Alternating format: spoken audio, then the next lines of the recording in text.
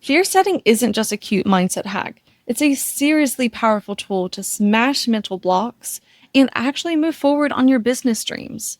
Because let's be real, if you've ever felt stuck, second guessing yourself, or spiraled into what if everything goes wrong, you're not lazy or unmotivated. You're just dealing with a human brain that's trying to keep you safe by staying exactly where you are.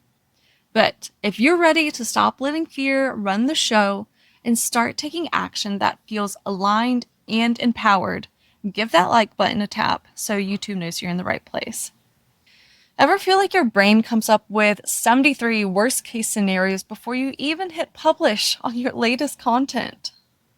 Fear setting was made famous by Tim Ferriss, who adapted it from ancient Stoic philosophy. The basic idea is instead of ignoring your fears, which never works, you actually define them, examine them, and disarm them. It's honest, it's strategic, and it's rooted in how your nervous system actually works. When you get clear about what you're afraid of, you shrink your fear's power over you because the unknown is what makes fear so paralyzing. And neuroscience backs this up. Ambiguity is way scarier to the brain than actual bad news. When you name your fears clearly, the alarm system of your brain, your amygdala, chills out, and your decision maker, or the prefrontal cortex, can finally step in. Now, if you're stuck in analysis paralysis, it's not because you don't know what to do. It's because your brain is just trying to dodge invisible monsters. So, fear setting basically just turns the light on so you can move forward confidently. Now, if you want extra tools to calm your nervous system while you face your fears, grab my free Balance and Thrive starter kit. It's linked below.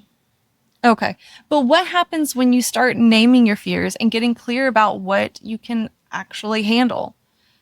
That's where things get really exciting. Imagine if fear wasn't a stop sign and was just a speed bump. Here's what happens when you practice fear setting regularly. You break out of procrastination loops, you make faster, smarter decisions, no more endless second guessing.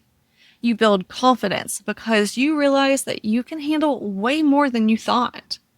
You can separate real risk from imaginary ones. And instead of fear being this giant fog you can't see through, it becomes a clear roadmap of here's what could happen and here's what I'll do about it. Research shows that when people deliberately confront and plan for the worst case scenarios, their anxiety drops and their follow through skyrockets. It's not about being fearless, it's about being prepared and proactive. You see, fear doesn't shrink when you ignore it. It shrinks when you understand it. And fear setting gives you the exact playbook to do just that. Now, drop a comment if you're ready to stop letting fear pick your goals and start choosing for yourself. Now, let's break down how to actually do fear setting in a way that feels simple, empowering, and totally doable this week. Yes, really. I'm gonna hold you to it. Fear setting isn't just for CEOs and TED Talk speakers. It's for you.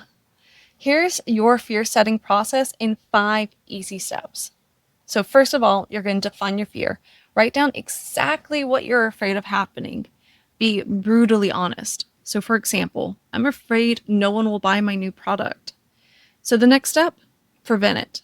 List every action you can take to lower the odds of that bad thing happening. For example, I could survey my audience before launching to make sure they actually want it. Third step is to minimize the damage. Now, if this does actually happen, how could you recover from this blow? An example of this would be that you could host a flash sale or bundle it with a popular product. Now, the fourth step is to evaluate the cost of inaction. Ask yourself, if I don't take this risk, what's the cost emotionally, financially, and creatively?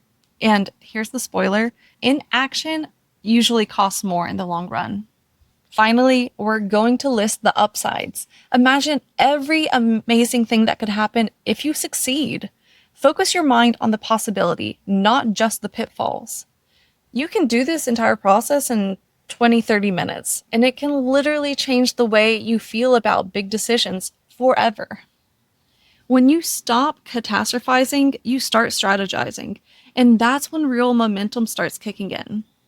Now remember, success doesn't come from avoiding fear. It comes from moving forward even while fear is riding shotgun. But now you have the map. So if you want extra tools to regulate your nervous system and make courageous moves feel easier than ever, my free Balance and Thrive starter kit is linked below, and it's packed with support. Next, we're diving into a practice that helps you go beyond fear by aligning your energy with the dream life and business you're building. It's one of my absolute favorites, and it's coming up next.